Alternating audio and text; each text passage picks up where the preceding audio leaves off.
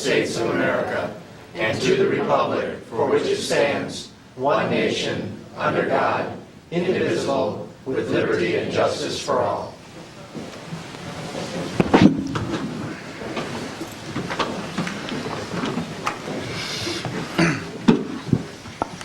We have on the agenda tonight, we had a handout in the work session from the Celtic Festival Committee that will be under the motion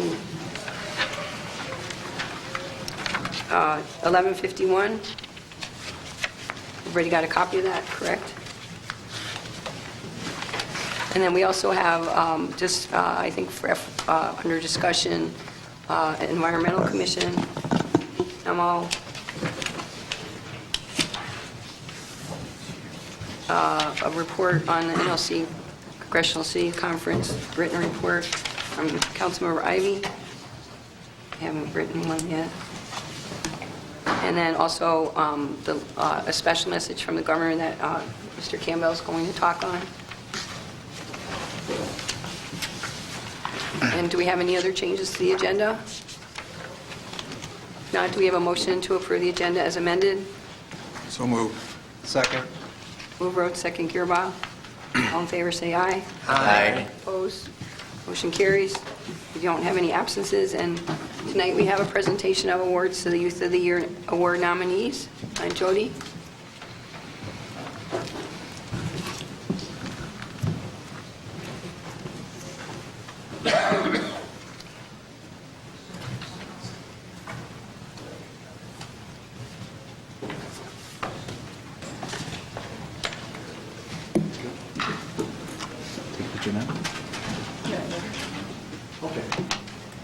I hope everyone can hear me. Maybe we should speak. You have a handheld one, don't you? Where's the handheld? It's right over there. Is the one there I should use? Yeah, that's in the clock.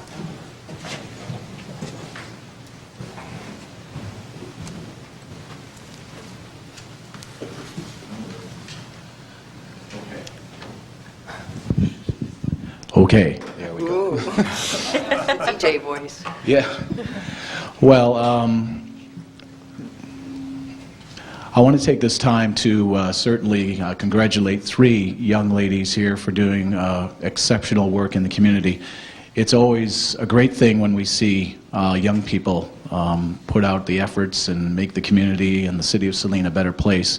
And certainly, while 2 of the 3 are here, all 3 deserve great congratulations and our thanks for, as I said, making a community of Saline a great place. And if I may, this is to recognize the 2011 Youth of the Year Award nominees. And the City of Saline and the Saline Youth Council congratulate these 3 individuals for their outstanding leadership, volunteer service to the community, and sustained participation in extracurricular activities. And certainly, as I said, these women deserve our congratulations. So let me first give out the certificates to 2 of the 3 that are here.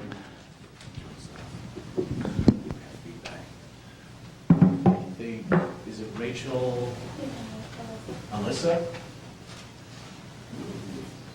Congratulations.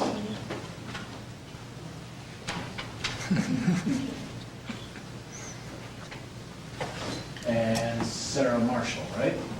Congratulations.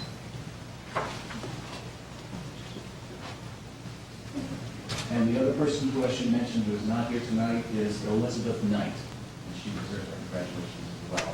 Thank you very much.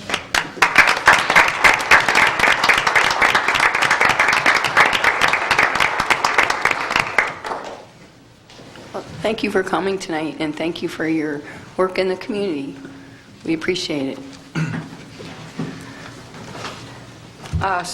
Citizen comments on agenda items. Under the Open Meetings Act, any citizen may come forward at this time, make comment or question on items that appear on this agenda. Comments will be limited to 3 minutes per person. Anyone who would like to speak is requested but not required to state his or her name and address for the record.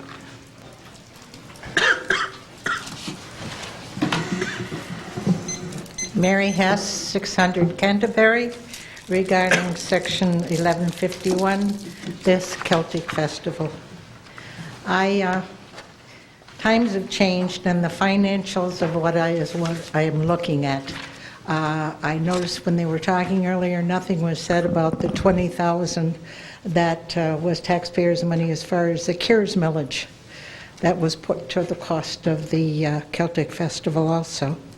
I think at a time when the council is looking at, well, I know there's DPW that has not been hired, and a couple of years ago, and you're looking at as far as labor costs, that it's hard to look at that, and then our finances from the state being cut, and then looking at this, what I consider an exorbitant amount. I know you guys, over the 20 years on council, you probably don't remember the pre-pre that the city put on for 2 years. It was fun. And I've donated time over 25 years. And the people that have donated their time for this are just unsurmountable. But I'm asking that the council take account of the taxpayers and the seniors as far as our pensions that are getting cut, as far as the home tax abatements that are being cut, that parties are going to have to be something that, as far as uptown, picnics in the park or the movies in the park, but this still does cost to get in, and it's still very expensive. And the sponsors that we had the first 3-4 years were, we had the Ford Motor Company. So many people and companies gave thousands. And at this point, it's just not there. And I'm asking that it be rejected. Thank you.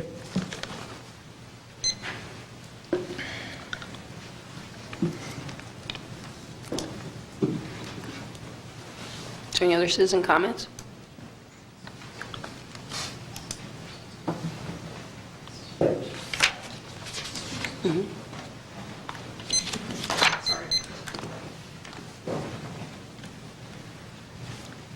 My name is Mary Niels Frumpkin, and I have worked on the Celtic Festival as a volunteer since 1997, which is the first year, full year that we actually lived in town. And I have seen so many good things come from the festival. And I've also seen over the last few years the chairs, again, we're all volunteers. We've been volunteers since the very beginning. And I have seen us all recognize that times are tough. We've seen our sponsorship money decrease. We did apply for the CARES grant, which, yes, it is taxpayers' money. However, we did apply for it, as do other community groups, which is what I think the money is for. And we have now started a concerted effort to raise money on in an organized fashion with someone who is a member of the community here in town. I think that the festival does cost some money. It always does. I mean, if we took our time, of the volunteers, most of us are professional people who are volunteering what we do for 40, 60, 80 hours a week for the festival. But what I have seen the festival do for the young people since 1997, my son grew up through the festival, he and his friends grew up through the festival, and the fact that it is a family event, that it's here in town, that it's something that the kids can come to and they can have a great time in the festival, I think is something that you can't put a dollar amount on. If the festival goes away, okay, big deal, it's one day a year. But we have children, young adults, who work on the festival year-round. It gives them a sense of community. It gives them a sense of what Saline is all about. Saline is about having that community. That's why we're here. And I would really find it very disappointing if the city can't look at the additional intangible benefits that come from the festival. Thank you.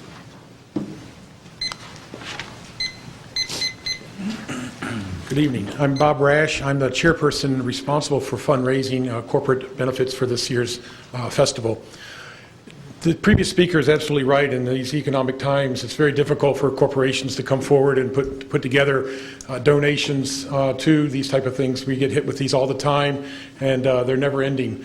But one of the approaches that I'm trying to take this year is to make it more of a return on investment back to these corporations, to be able to do some bonding within their own corporations. They're having a hard time retaining staff, and that if we are able to, in exchange for their donations to the festival, that we can return back to those corporations tickets for the people of their company to come to that in exchange, that still becomes very profitable for us on a Friday and Saturday night to put together collective areas where they can sit and join the families together. One of the comments that I had from a recent company, and I thought it was just a great idea, that not only could they bring their employees, but the employees' families, so that the spouses of the employees of those companies could meet each other. The kids could run around and play together as a family within the employer themselves. So we're trying to manifest this more and more and return more things back to the corporations in hopes that they do find this as a benefit. So far, we're still several months away, but we're over 50% achieved in our goals for this year in terms of corporate fundraising. And I think that we will far exceed this. In fact, I feel comfortable in going on the line saying we will far exceed the line item on the budget for this year's fundraising. And I think that the type of things that we're doing will overcome the economic struggles that are out there, that they will find benefit in the corporate donations and continue to support the festival, as we do hope the council supports it as well. Thank you.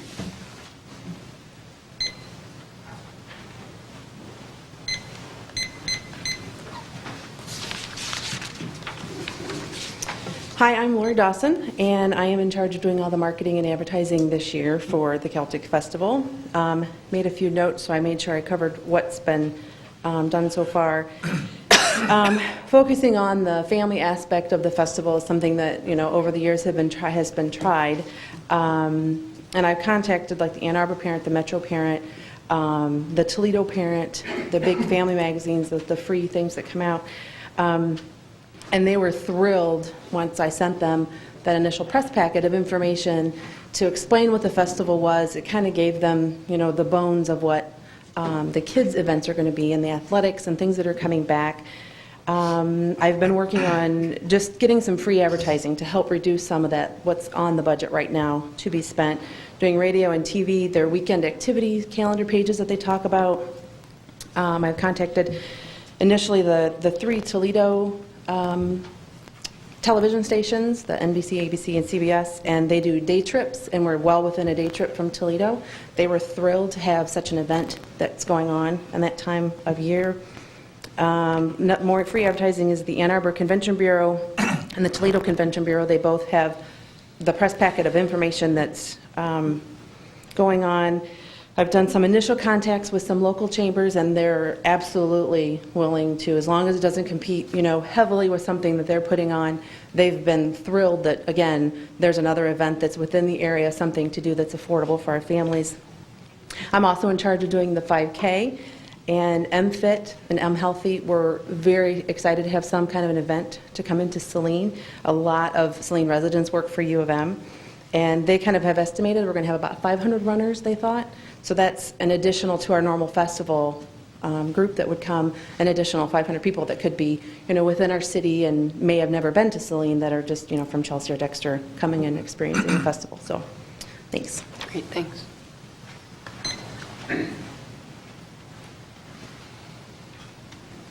Is there any other citizen comments? Not, we'll move on to the consent agenda. The following consent agenda will normally be adopted without discussion. However, at the request of any citizen or council member, any item may be removed from the consent agenda for council discussion.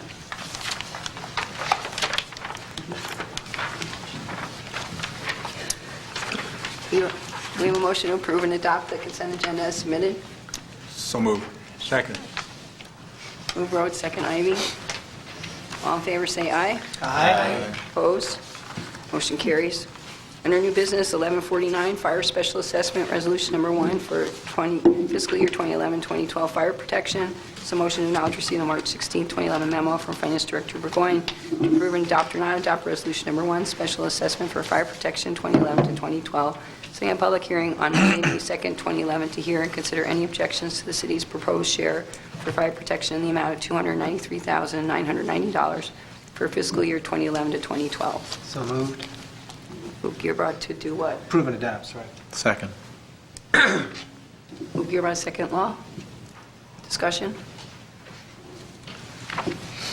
All in favor, say aye. Aye. Opposed? Motion carries. Item 1150, this would be a Torwood Homeowners Association planting of trees in the city right-of-way. This is a motion to acknowledge receipt of the March 1, 2011 memo from Saline City Planning Commission and the January 27, 2011 letter from Torwood Homeowners Association to authorize or not authorize Torwood Homeowners Association to plant 14 ornamental deciduous trees, which would be ivory silk, Japanese lilac, prairie fire, crabapple, clump, downy, serviceberry, and Kwanzaa cherry, and one spruce tree in the city right-of-way in accordance with Phase 1A and in accordance with Planning Commission's approval on February 23, 2011. Move to authorize. Second. Move Morrell, second Barr to authorize. Discussion? Mr. Gearbox. Just a quick question. I know Planning Commission probably discussed this, but was there any concern about native species or anything in terms of this from our arborist? Does anyone know? Mr. Campbell? Not that I'm aware. Gary, I think, or Mr. Fordyce could.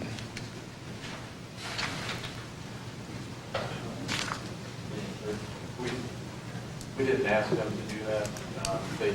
These trees, they're not on our, we have a list of trees that are not allowed. They're not on that list, so that's good. But no, we didn't ask them.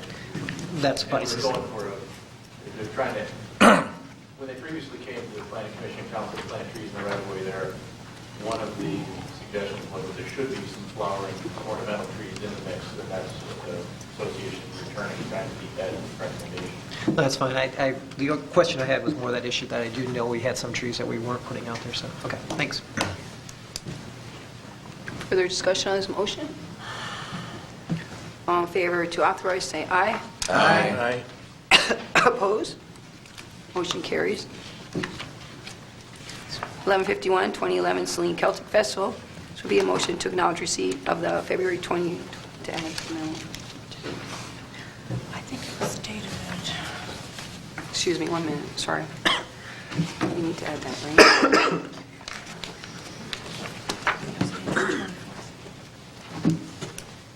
Okay.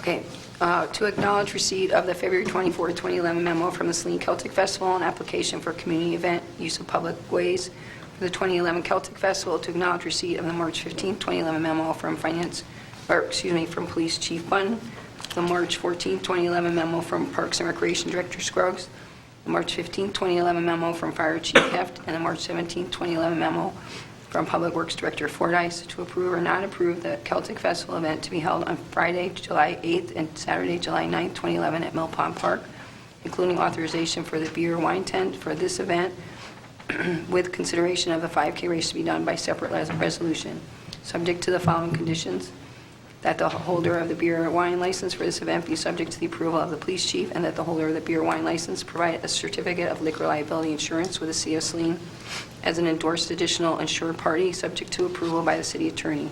2, that all security measures relative to the beer or wine tents be under the purview of the police chief, and that the holder of the beer or wine license provide a designated driver plan to the police chief for his review and approval, that all fees for police and public work services over and above the normal workday hours estimated at $5,469 be waived. Do you have a motion? Move to approve and authorize. Do we have a second? I'll second it for discussion. I would second for discussion. Okay, I already seconded, so. Oh, I'm sorry. Okay, let's have some discussion. Mr. Gearba. As I voiced my concerns at an earlier meeting that we had with regards to the Celtic Festival, I've seen where it's moved forward. There have been some great reductions in expenditures and have addressed some of the revenue things. My concern has continued to be over the last few years, and at this point, based on some additional information I've got, was accounting for all the costs. And as the governor has requested that everything be transparent and that we show our accountability for everything, looking at this, over the last few years, we've basically have been contributing about $25,000 in addition to what have been the reported costs, direct costs to this project. As we're looking at it again, and we're concerned with what we'll be seeing in the next few months in terms of potential reductions in our revenue and looking at other things, we've contributed a significant amount of city resources towards this opportunity, and I'm looking at other opportunities that we may have to forego as a result of not being able to provide the services and such that we need to. Council made decisions a few years ago to continue supporting this. I looked at that as an issue that we potentially eliminated a position in support of continuing the festival. Where I would look at this is if we are going to continue it, that we look at some way of phasing out of this overhead cost by contributing it more to the bottom line, and as they indicated, more contributions and such being put towards it. So where I would look at this is instead of waiving the fees of $5,400, I'd look at it either a 1 to 2 year phase out of the $25,000 additional support. But This is an application for this event for this year, so that's, we can speak to that, and then we can have a future discussion for the committee, but I don't think they're in a position to respond to that request at this point in time. They're planning on an event for this year at this point in time. So I appreciate your concern, and so continue to... And if I may continue, Sure. And that was one of my concerns, that we're so close now at this point of receiving this information that had we received it earlier and probably had dealt with this in December, when probably we would have had more of this information, we could have addressed this concern. I'm also concerned from the fact that the city has continued to carry forward a $37,000 deficit towards the festival, and at this point, some money has been coming in to contribute from the festival to offset some of that loss, but we're still providing basically what I would say a loan or a float. And at this point, we really have contributed more likely $150,000 over the last 5 years to support the festival, not just $125,000. So that's why I'm saying at some point in time, we've got to look at it and say, when are we going to do this? And if it means now, it may mean now. So I have to look at that from a perspective of saying we can't continue to push it off into the future. It's got to be dealt with when it has to be dealt with. So, thank you. I just would like to point out that I understand that this is, that council would have liked to see this in December. However, it's here now. The committee has been planning on this event since the last festival.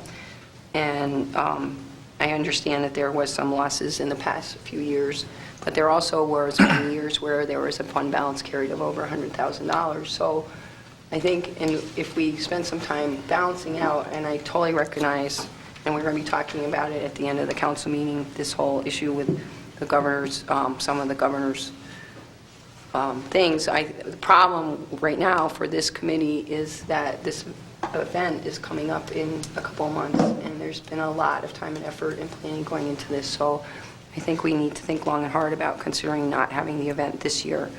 Well, we might want to talk about having a further work session to talk about what happens after this event. I would strongly urge this council to reconsider not having this event this year. I would suggest that would not be a good idea. However, we're continuing to have discussion. Mr. Ivey. Thank you, Mayor. I'd like to read a quote from the former chairman of the Saline Celtic Festival Committee, Mr. Patrick Little. In 2008, he stated that what we are doing cannot be measured in dollars and cents. The festival has brought recognition to Saline. It brings thousands of people. They come here, and they may come back to shop, utilize services they didn't know existed prior to the festival visit. I would agree with that statement to some degree. The recognition it brings is real, but one doubts that the festival has any ongoing impact on local merchants much beyond the week that it's held. I think if our money was invested more in seasonal radio or TV advertising campaigns that would be aimed at a regional audience and promoting free events such as Summerfest, the Summer Music Series, Harvest of the Arts, Oktoberfest, and our new event, Winterfest, I think that would establish name recognition. It might lure just as many visitors in close proximity as the Celtic Festival does or claims to do. I'm also concerned about community organizations such as the Kiwanis, the Lions, the Girl Scouts, the Saline JCs. They do indeed benefit from the festival, but have they come on board and assisted in improving the financial picture of the operation? I don't see a lot of evidence of that. I'm also concerned about the leadership because, as has been stated, it took 8 months for the committee to present a formal report to council regarding the financial condition of the 2010 festival. For those reasons, but more importantly for this reason, I think from talking to constituents that this event has run its course and that it is not something that most citizens in Saline feel is necessary, and most taxpayers in Saline feel that they should continue to support. And therefore, I will not be voting to support this motion. Thank you. Mr. Lowe. As a mover of the motion, I certainly understand the concerns that both Councilmember Gearbaugh and Councilmember Ivy presented. However, I also understand what the mayor's concerns is that they are in the planning stages of this festival, and the festival, as the years have gone by, has become a staple of the city. And while we can say whether or not residents get the full, benefits of that and they are participating in that, that's an open-ended question perhaps. However, you cannot deny the volunteerism, you cannot deny the dedication of those who put in the effort for the festival to continue every year. I know that the financial situation the state's in and the financial situation in which ripples down to us is concerning. There's no doubt about it. However, I think that the festival serves its purpose, that it is something that the city, that benefits the city as far as putting Saline on the map, giving recognition outside of the city. And while we can talk about the financials at a later time, I certainly, as Mr. Gearbaugh has pointed out, understand and would welcome that discussion. The timing is just not appropriate right now to really have that and jeopardize what has been going on with the festival and the committee and its planning. So I would agree with the mayor's comments that perhaps for another day we can talk about this. But for 2011, I believe the festival should continue. Further discussion? Mr. Rose. My comments are somewhat along the lines of some of the previous ones, in that I also have this concern about the financial picture.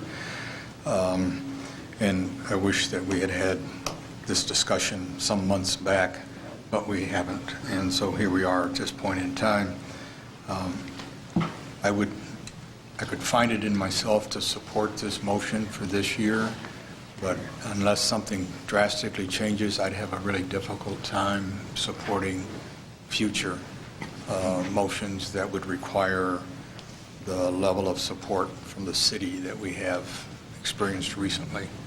So based on the comments in our earlier work session, it does appear that the executive board of the Celtic Festival is going to make an effort to try to defray some of those city costs, and I very much appreciate that. So assuming that can happen this year and things could get turned around, then I could support, and given the lateness of this, I would support the Celtic Festival again for this year, but may not for future years. I just wanted to clarify one thing, because I feel like the festival committee this is about I just checked with the clerk, and while we don't have the exact time of the approval for the festival for every year, this is around the time that we've approved it every year. It's March. So the festival is in July. And I think, and being a member on the executive committee, I'm as caught off guard, I think, as the rest of the executive committee, is that this is being a discussion that it's coming in such a late date. And while certainly the report on the 2010 festival. Maybe, I'm not sure if there was a report actually made, but we did certainly talk about whether or not they made any money or not and what the status of and the activity. I know that has come up in the past, so I just would like to remind council that this is not a delayed application for this festival permit. And I think that we, again, the time to talk about not having a festival is not 3 or 4 months before the folks on the festival have lined up entertainment and athletes, and they have made the assumption along with me that while this is a financially challenging time, they have addressed that, and as they spoke, they've reduced their expenses significantly from previous years. And I just wanted to clarify, I know we're going to continue to have discussion, but I did want to clarify that this application is not delayed per se for the festival for this year. So just to clarify that, because that seems to keep coming up.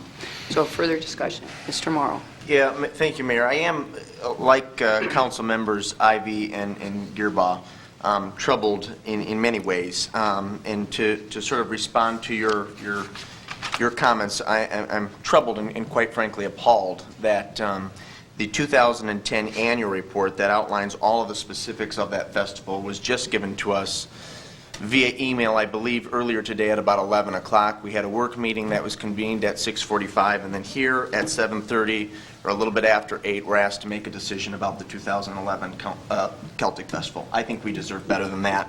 There have been concerns, lingering concerns for some time. We all should have known about it. Something should have been convened much earlier. I feel very strongly about that. In addition, I've invested a significant amount of time and thought and discernment, and I think that it's time for a change. I think it's time for a new direction. And I think that the Celtic Festival Executive Committee should mirror and model what is done for Harvest of the Arts and Summerfest. I think it should be an independent, autonomous governing board, not sponsored and directly controlled by the city of Saline. So although we are between a rock and a hard place now, and the wonderful volunteers of the Celtic Festival Committee have put in a significant amount of time and labor organizing the 2011 Celtic Festival, I probably with regret will be opposing this motion. Thank you. Further discussion. Mr. Hart. I share the concerns about the financial situation with the festival and agree that we need a thorough review, but for this year, I think I will support the motion to recognize all of the investment in the community of all of the volunteers who have put in so much work already for this year's festival.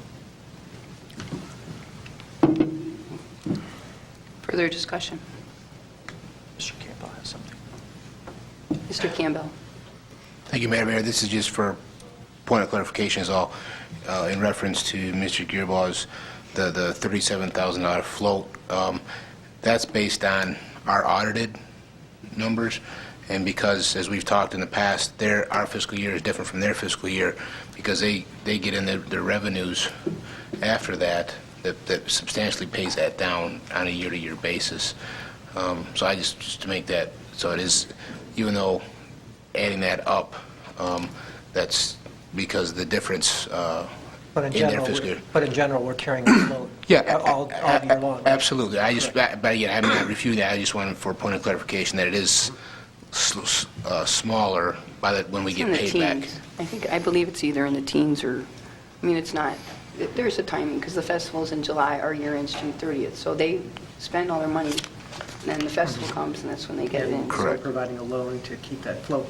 So, I just made Yeah, that. and, as I pointed out, there was a fund balance in there for many years. It was a heck of a lot more than what the negative balance is now. So, I think that really, at this point in time, the financial position is not as precarious as it once was, as a matter of fact, and the committee has spent a major effort, and they've actually reconfigured the festival on several occasions to try to change the amount of entertainment, the number of tents, or whatever, to try to accommodate the fact that the economy has been terrible for getting sponsorships and for attendance. So I do think that the committee has made a big effort to try to cut costs and to recognize what's going on with the economy.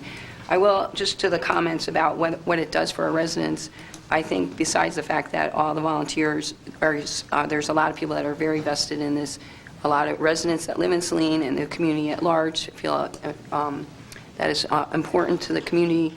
It also has brought a lot of recognition internationally, and we've actually had Fox News here for a whole weekend filming the city of Saline and in front of Murphy's Crossing and Mac's Restaurant and dancing in the streets and down at the festival, and they came to the downtown, and that was only because of the festival. It wasn't because, we were having Harvest of the Arts or anything. So I think it does bring a great benefit to our community in a lot of different ways, and I certainly, as we had in the work session, what I said at the end of the work session, whatever the issues are that City Council has, we need to talk about them at the time, not right before we have the event, but right after the event in the fall, when that is the time, okay, we get the report, did they make money, did they not make money? That's the time to have that discussion. And if council wants to have set up a meeting or something in September when we have the final numbers in, would that be a good time to look at numbers? Would you have your final numbers in by September or October?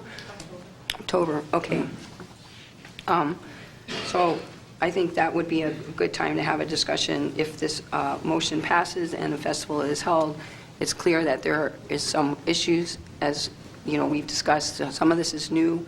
What the governor's proposing with this not having this shared statutory revenue sharing anymore is very significant to our bottom line, and it is of great concern to the city how we're going to manage. So, however, this is really $5,000 and then some ongoing costs related to the work that our city employees do on a regular basis. So it's over and above what we would normally pay, and we had that conversation. Yes, the DPW workers could be used for doing something else in the community, but at this point in time, I would be in favor of approving this motion because I feel, number one, most importantly, that this is an important event for our community.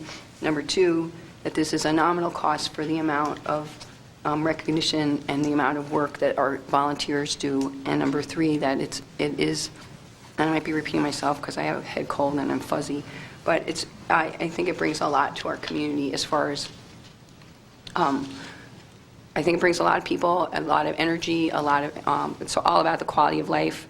And we're going to talk a little bit about that in the governor's message. What is it that makes Saline? And it's volunteers and it's culture. We're trying to build more cultural and entertainment, and this is already in place and it has many years of success. So I'm sure we can work through the financial issue. So is there further discussion on this motion? Because I can't talk anymore. Mr. Morrow. I just want to say very briefly that it's probably apparent that the position that I hold isn't going to prevail this evening, and that's fine. I would strongly encourage the council and the Celtic Festival Committee to have more dialogue and to schedule maybe annually a meeting in October. And just want to state for the record that I don't have anything against the Celtic Festival. I like the Celtic Festival. I attended the first Celtic Festival back in '96. It was on my birthday. I think it's a great community event. My issue is it the role of government to organize and underwrite an event like that, or should it be more citizen-driven? And I lean more towards it being citizen-driven. So just wanted to state that for the record. Thank you, Mayor. Thank you. Is there any further discussion on this motion? Mayor, may I request a roll call vote? Sure.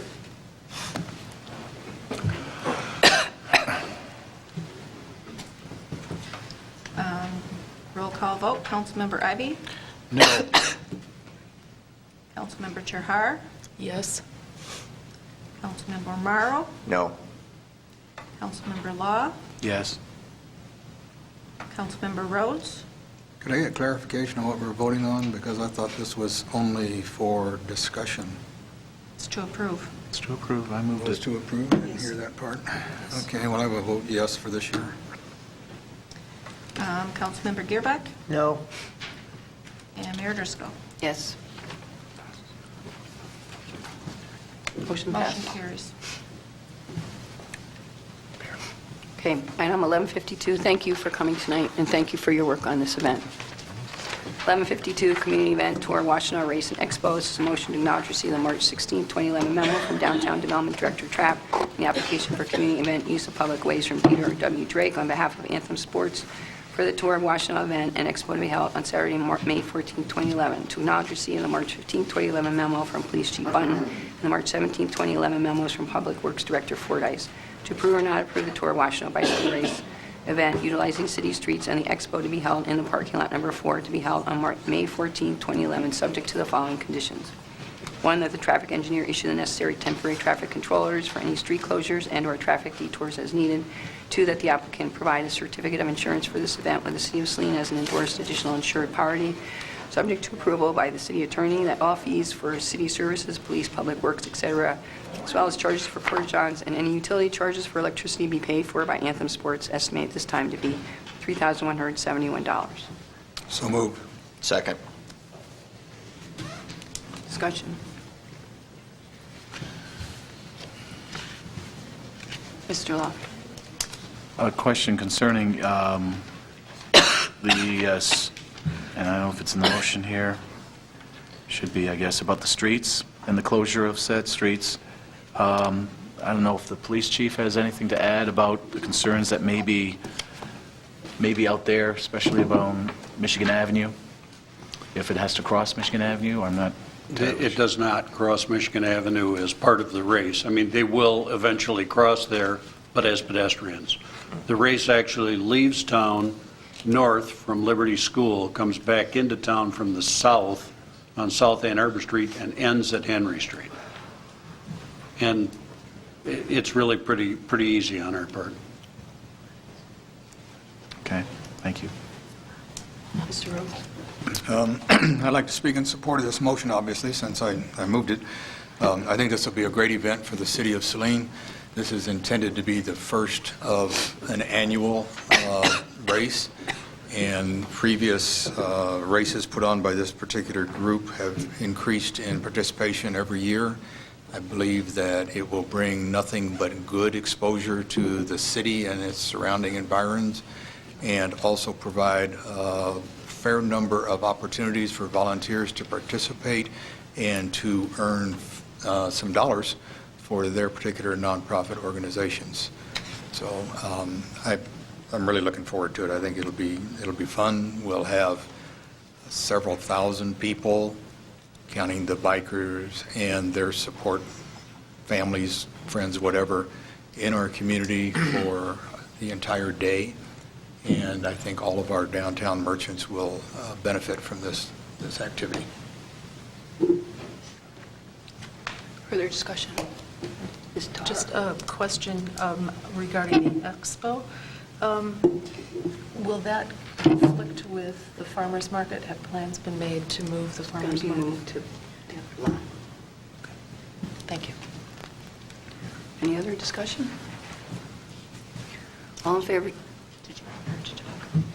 I don't think so. All in favor of the motion, say aye. Aye. Opposed? Did you want to say something? You already voted now. You can say something.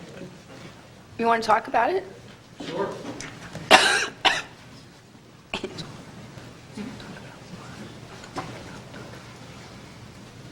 I think most of you already know that this is a bike race that was supposed to be a 3-day event. Unfortunately, what happened is that on Friday in Ann Arbor, the event will not take place because of some construction in the middle of downtown Ann Arbor. So we will have the first portion of this weekend activity in Saline, and the races will start at 11 o'clock. There'll be 15 different segments, and the segments range from somebody that's a pure beginner to those that are pros that will end up doing at least 85 miles.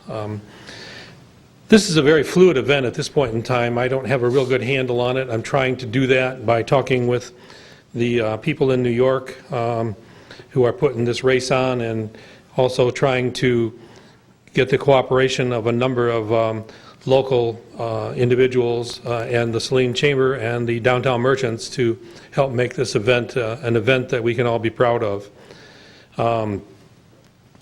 The volunteer opportunities, as Mr. Rhodes mentioned, is numerous. They need 120 different people to man the race course. Right now I have something between 60 and 70. Each of the groups will receive some kind of stipend, If there was 20 individuals that volunteer over the age of 18, they'll pay them $750. If it's 10, they'll pay them $300. And a lot of the groups at the high school who are club sports and their parents are willing to take the 6 hours to put and invest into this activity. The expo itself is still also a very floating event. We're trying to bring it all together. My best guess on cost, even though it says $363 on your paper there, I'm estimating that we would probably be around $425. And that is things that will cover like the Porta-Johns, electricity. Music is going to be covered by the Ann Arbor Visitors and Convention Bureau.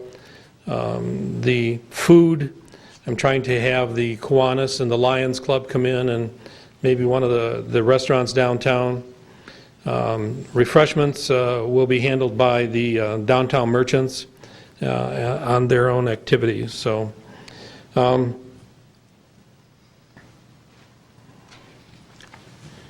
only thing I was going to say is that if you didn't pass the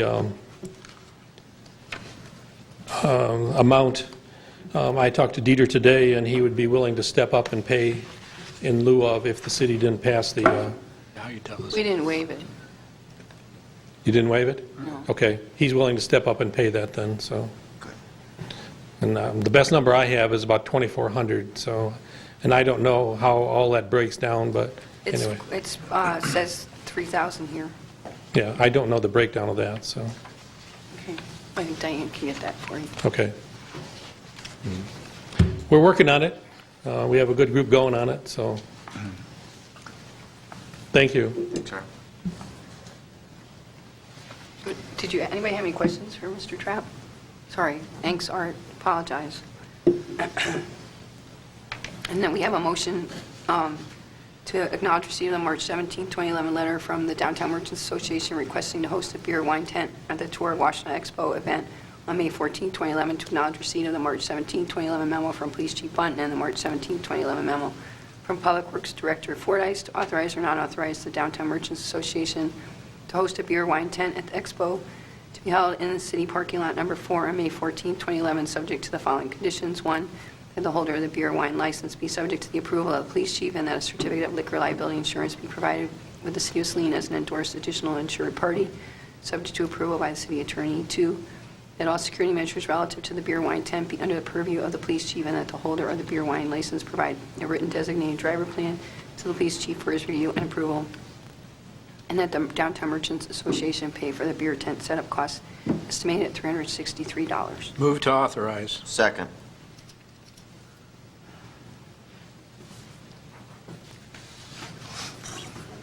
Discussion. All in favor, say aye. Aye. Opposed? Motion carries. Do you have any commissioner committee reports?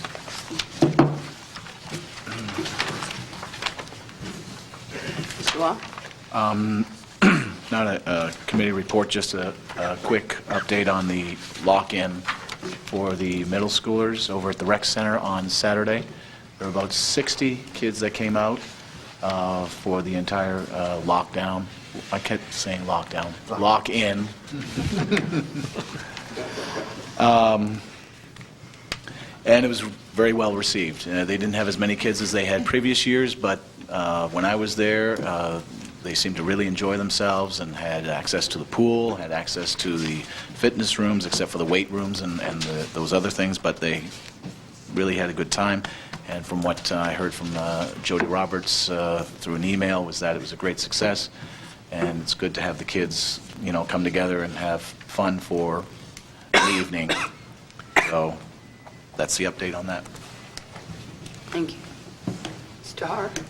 The Arts and Culture Committee met on March 14th, and after a careful discussion, voted unanimously not to continue with the original mosaic bench concept that had been proposed for the public art installation downtown. Regrettably, that concept proved ultimately to be outside the scope of the funding that's available for the project. The arch designed by Rick DeTroyer remains on track for the project. Then, on further discussion at the same meeting, the committee voted to request from Mr. DeTroyer a bench design proposal or proposals to complement the arch and to be within the scope of the project budget. In addition, interpretive graphics are being planned for the site for the installation. This is also to be funded by the MCAC grant. Terry Saibo, who is the committee chair, and Lynn Fryman, the immediate past chair, have been working with Finance Director Burgoyne and City Manager Campbell on budget and documentation details for this change. And then on another matter, the committee received word of an opportunity to have other sculpture by Mr. DeTroyer displayed downtown at no cost to the city. The committee will hold a special meeting this coming Friday at 11 a.m. downtown to learn more about details of this opportunity and to review possible locations with Mr. DeTroyer before a formal proposal is made. Specifics of the meeting will be posted or possibly have already been posted with the city. Thank you. Any other? Mr. Rowan? The Environmental Commission met last week and adopted the goals and objectives that had been proposed at the previous meeting, and copies of those will be provided to City Council at some point in the near future. We also prepared the preliminary budget request for the next fiscal year and decided to hold another rain barrel class. Announcements of location and date of that and cost will be forthcoming. And then the final item of interest was, of business, was the adoption of the resolution in support of the electric vehicle charging station, a copy of which is in front of each of us this evening. That's it for me. Any other commissioner committee reports?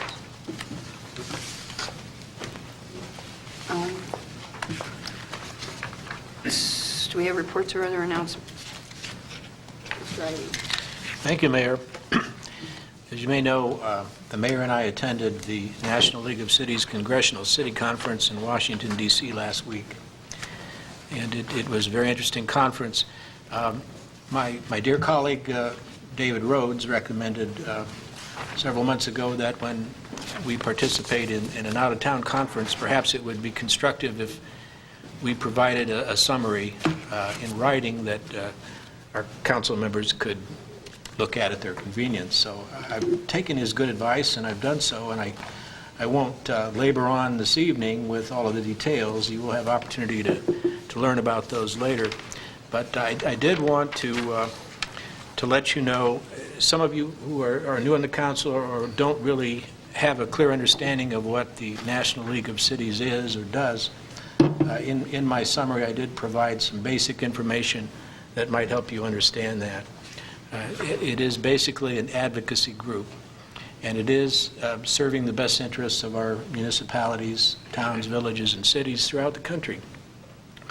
I certainly enjoyed the conference, and I know Mayor Driscoll did, and she had the opportunity to meet with our Congressman, Tim Walberg, on Tuesday morning, and she made a case for the funding in 2012 of the community block development grants, or community development block grants. I always get that backwards. But it's very important. Saline has benefited from those grants in years past, and it's important that we let our congressman know that that's got to be funded for 2012, because it does help provide jobs, it creates jobs, and it revitalizes the infrastructure in our cities.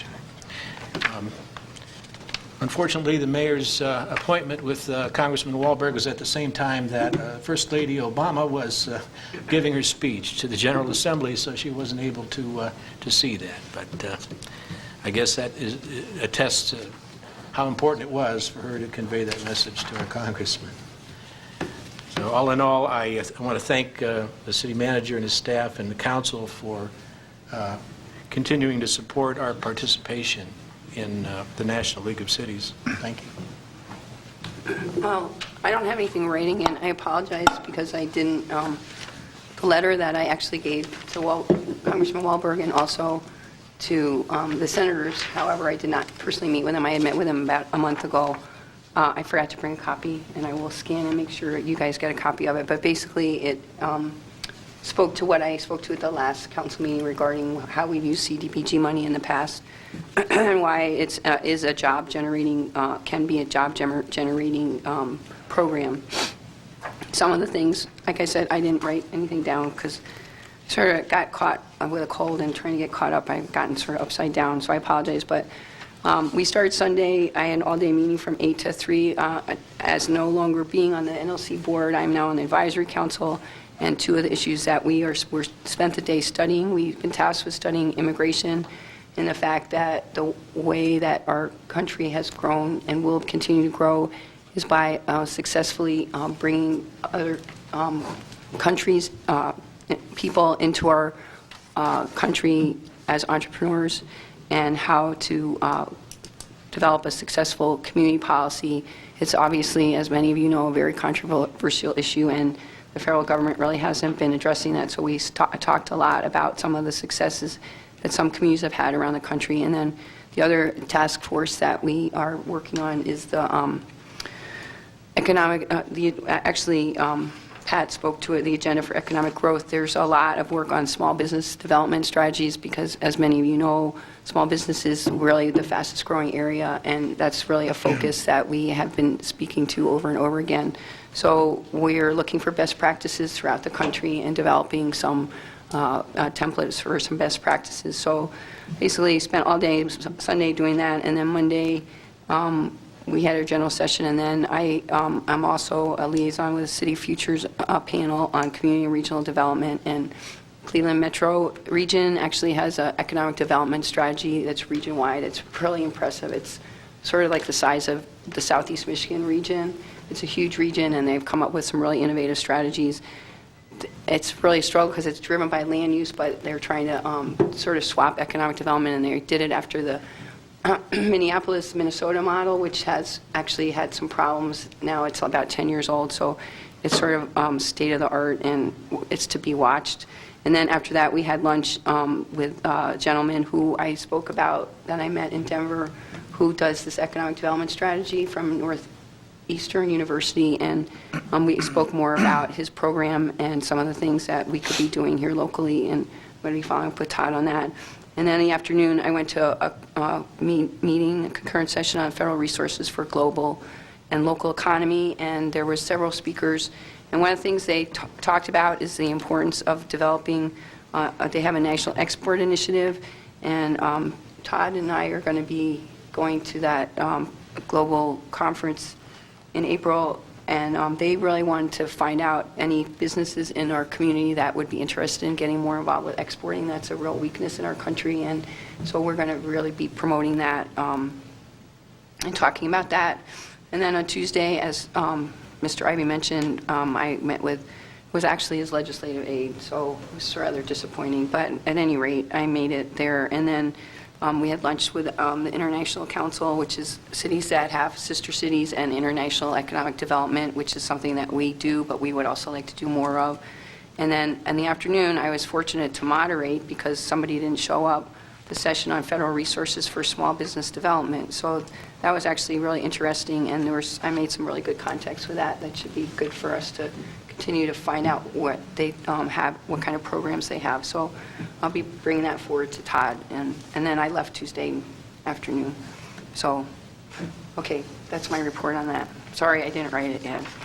Do we have other reports and announcements? Mr. Rhodes.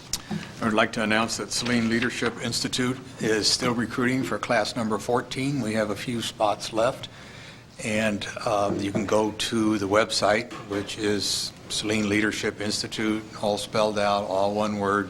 Takes you forever, but it's worth it when you get there. And then the second thing is that we have just, one of our members has just put up a Facebook page on Saline Leadership Institute, and she owns a company which has agreed to donate $1 for each person who likes that site, up to $500, and those funds would go to Saline Area Social Services. So those of you who are on Facebook, and I know there's a bunch of you, go to search for Saline Leadership Institute and like that page. Thank you. Also, I don't know if any of you know, there was a powwow here yesterday. Saturday. Well, it was yesterday, too. It was a two-day thing, because I did a welcome yesterday. So, and I think it was really well attended, and they said they really like being in Saline, but ultimately, they would like to get back to the university because they are a university-run organization, student-run organization, and the reason they're not at the university is because they have some Native American, I believe, remains that they feel are inappropriately kept at one of the museums, and they'd like to get that back to their home. So they feel like they might have close to be resolution on that. So if they do get resolution with the university, they probably will go back to Chrysler. But it was well attended, and I think I saw at least one person in the audience that was there yesterday. Is there other reports and announcements? Mr. Campbell wanted to talk about, just briefly, he's going to talk about the governor's message. And I wanted to let you know, because I am on a committee with the league, the governance committee, and we talked a little bit about this, that the governor is working, actually, it doesn't seem like that sometimes, but he is trying to work closely with the league about some of what our programs are, our priorities, and you will see some of the things, actually, that has been in some of my State of the City speeches about 21st century competitiveness. And I believe that he brings a lot of that from spending some time with the league. I know when we were in D.C., I saw a couple of board members, and they talked about, the governor actually came to a league board meeting to learn more about what the league initiatives are. So with that, I'd like Mr. Campbell to talk a little bit about what he's proposing. And as most of you know, some of you may have gotten it by email today, but it just came out today. So I appreciate Mr. Campbell being willing to elaborate on the message. And so thank you. Thank you, Madam Mayor. As the mayor alluded, this is hot off the press as of this morning, and was finally able to, a little before our work session tonight, actually take a few minutes and go through it. You may recall back in February, Governor Schneider released his proposed budget and alluded to some items, specifically revenue sharing. You know, we have the two pots of revenue sharing, constitutional, as well as statutory. Of course, constitutional cannot be changed unless it's by the vote of the people. Statutory, well, this is something we've been battling for the last 10-plus years. As the legislature does, they do have the ability to change the formula and how much we get and that type of thing. And he alluded in his when he proposed his budget back in February, reference to the statutory revenue sharing pot and how it might be changed and how it's currently awarded to or given to communities. And I still have some questions and some clarification that I'm going to have to get, but certainly can go through this. And he's, it's about an 11-page document. He wants to change from the statutory revenue sharing to economic vitality incentive program. This program will reward best practices and lead to more prosperous communities over the next few decades. Talks about funding for the first year will change by limiting allocation to communities that are expected to receive over $6,000 with any reduced funding under the existing formula. However, to continue to qualify for this economic vitality incentive, eligible municipalities must meet certain requirements and implement serious reforms. The first, municipalities must embrace accountability and transparency, discussing the dashboard. You may recall the Michigan dashboard that he talked about in his State of the State address, as well as a Citizen's Guide to Michigan's Financial Health. And staff has been working on that since the generalities came out a month or so ago. And for the most part, we have all that information already. It's just not on the website. So we're working on, once we get absolute specifics, we will proceed to put that together and put that up. So that particular item, we believe pretty strongly that we can accomplish that. Second, and that is also a deadline of by October 1st, 2011, must do the dashboard and the Citizen's Guide to Michigan's Financial Health, or actually the Citizen's Guide to Saline's Financial Health, which would be. Then second, by January 1st, 2012, municipalities must develop plans to consolidate services that result in taxpayer savings. Should make a good faith effort to estimate potential savings. And then finally, municipalities must begin to address employee compensation in order to continue to qualify for the Economic Vitality Incentive Program. So essentially, there's 3 items. And again, this is proposed. This still has to go through the legislature and be approved and that type of thing. But so essentially, you would be awarded for one of the 3, a third for each one of those 3 that we would be able to accomplish. As far as the compensation, employee compensation, there's 4 specifics. Placing all new hires on a defined contribution plan or a hybrid retirement plan. It caps annual employer contributions at 10% of base salary. And you may recall we already have that currently for our Teamsters and police new hires as of July 1, 2008.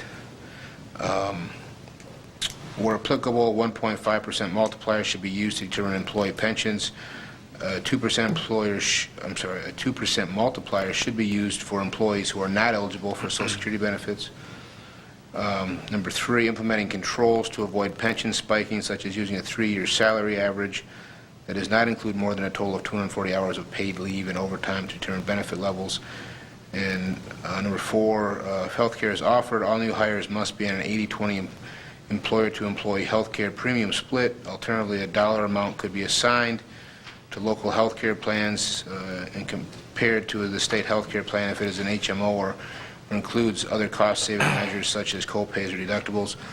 One of the questions I have is, since we've since 2008 switched to the high deductible HSAs, if that is something that could qualify as well, because that certainly has changed, and we've received significant savings, and staff is working on documentation to help, again, have an educational piece to show that, as opposed to had we stayed with, for instance, the PPO and the straight PPO that we and the HMO that we had up until 2008, before we made the change. And they also talk about the 3 categories: accountability and transparency, consolidation of services, and employee compensation. The other thing to think of, other clarification is, one of the questions that, as you can imagine, my state city manager's listserv was heated up pretty good today, is what about past? I mean, because again, we've been dealing here in Michigan, even though the rest of the country's been dealing with this recession since 2008 or so, 2009, we've been dealing with it for the last 12 years plus. And so we've been continuing, most communities have continuing to be, whether it's compensation packages, whether it's finding different ways to do things, whatever, but continuing to try and make things work and make budgets balance. And so the concern is, well, are we going to be penalized if we have done things in the past? Do we now need to try and reinvent the wheel and do something even more? I mean, for instance, our fire department is a great example. It's extremely successful, high quality, but it's a shared service between 4 units of government. So I would hope that we would get credit towards that as far as consolidation, as opposed to, no, sorry, you've already done that, even though since 1974. So that, again, that's a concern, that's a question, as well as some of these retirement factors, and is that current employees, is that new employees, what is that? Then they also talk about economic vitality incentive programs should include funds to be allocated to municipalities that combine government operations completely. So basically merging of 2 or more municipalities. Enabling consolidation of jurisdictions. They talk about merger and consolidation of local governments in Michigan. Says should not be mandated, but should be allowed by law. And they also talk about some of the laws that need to be changed to allow consolidation to happen. So I'm trying to think.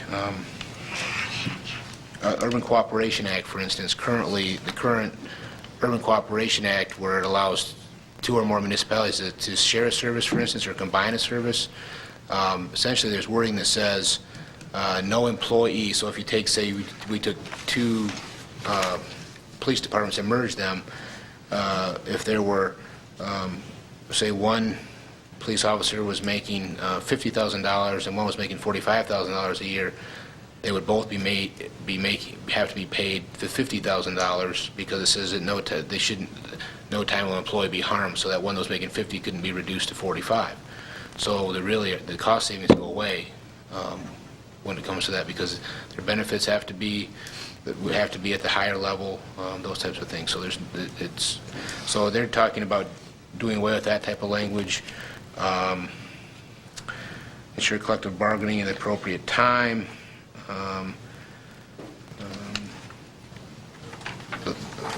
They also talk about amending PARA, or Public Employment Relations Act, to make it clear that nothing in the Act limits a public employer from exploring the options of entering into an agreement with another public employer. Right now, you have to let the union know, hey, we're looking at it, to work with another community before we even start, and so sometimes that can be self-defeating. But it also says, however, when the discussions proceed to specific implementations, union representatives should be notified. And which certainly, absolutely, to say, well, let's talk about it first. We may not even know if it works or not, but if it does go that way, then we would bring the collective bargaining units on board. Binding arbitration, Public Act 312, we've talked about that. There currently is a bill in committee that would eliminate Public Act 312, and if you recall, that's refers specifically to public safety, that they can't strike. So if you come to a standstill when you're bargaining a collective bargaining agreement, that we go to arbitration, and that arbitrator, whatever they decide, that's what both the city and the union have to live with. There's, again, like I said, currently there is a bill to repeal it.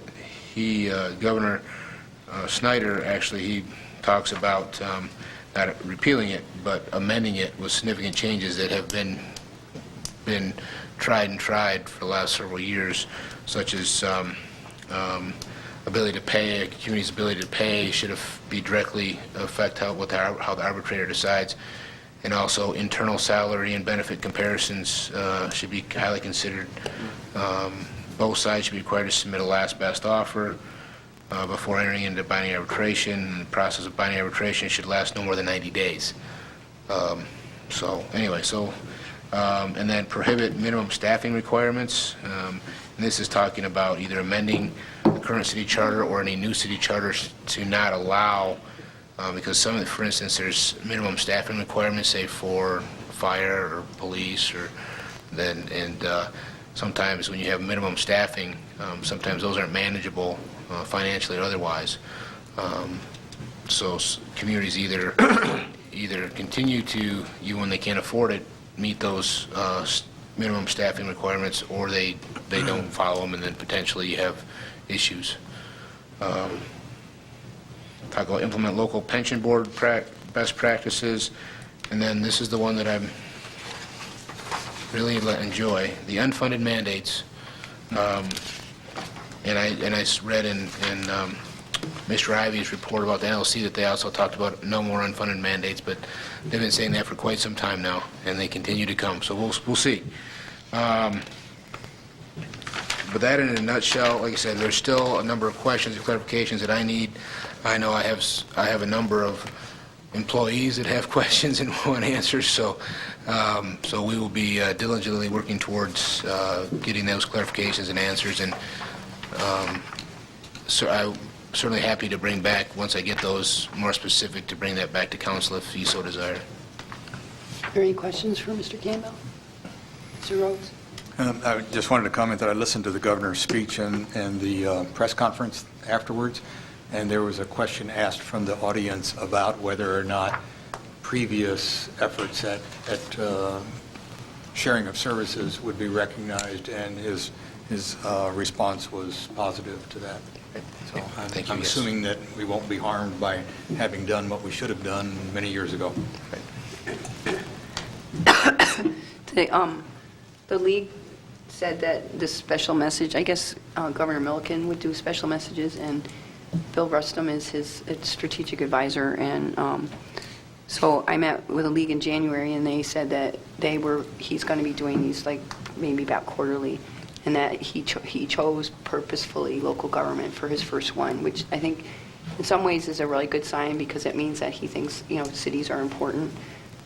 Again, I have some concerns about some of the things that he's just sort of across the board taken out of our toolbox.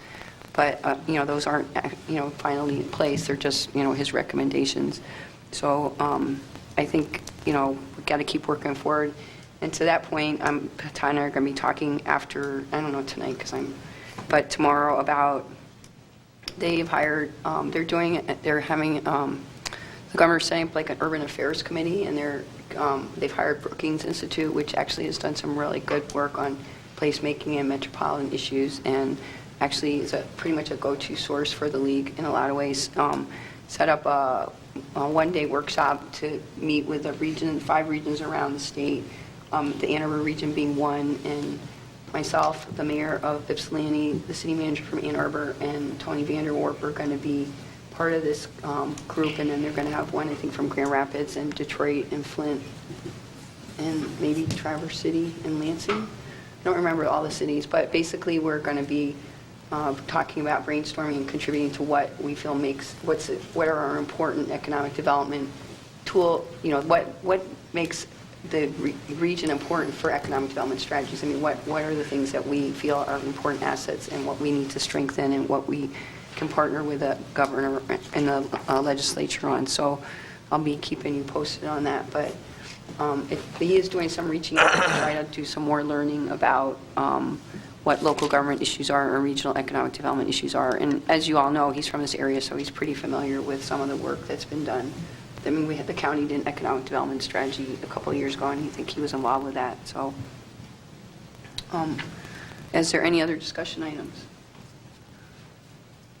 If not, under public comment, under the Open Meetings Act, any citizen may come forward at this time, make comment or question to City Council. This public comment period will be limited to 3 minutes per person. Anyone who'd like to speak is requested but not required to state his or her name and address for the record. Hi, Bob Rash. I'd first like to just second Councilman Law's comment about the time had by the kids that attended the education last Friday night. One of my children did attend.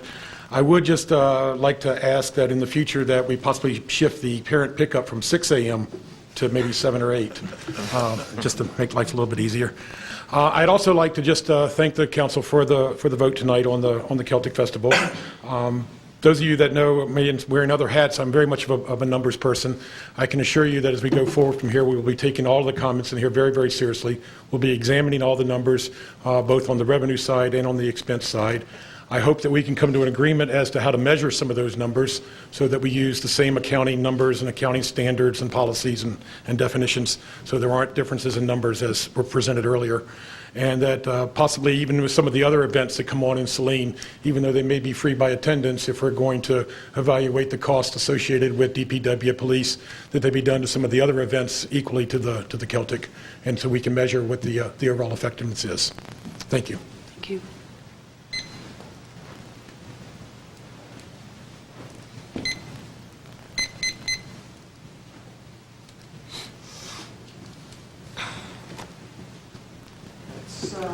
Time for the annual report from the Historical Society. You want to make it? No, that's all right. I have one already. Thank you. Thank you. Thanks, Mary.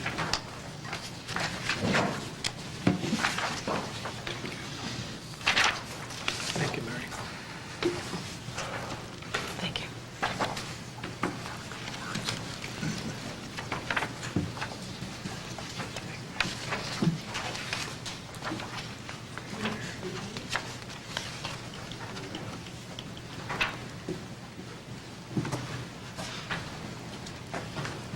Mary LaRonas, 373 West Bennett. I'm bringing to you the annual report from the Historical Society, since we are partners in our two museums. And of course, you can read this for yourselves, but I did want to highlight a couple of items in the report. Under attendance and volunteer hours, we had almost 3,000 visitors sign in at our two museums. And we know that not everyone signs in, so the numbers are actually greater. And these visitors donated $3,845 to the Society.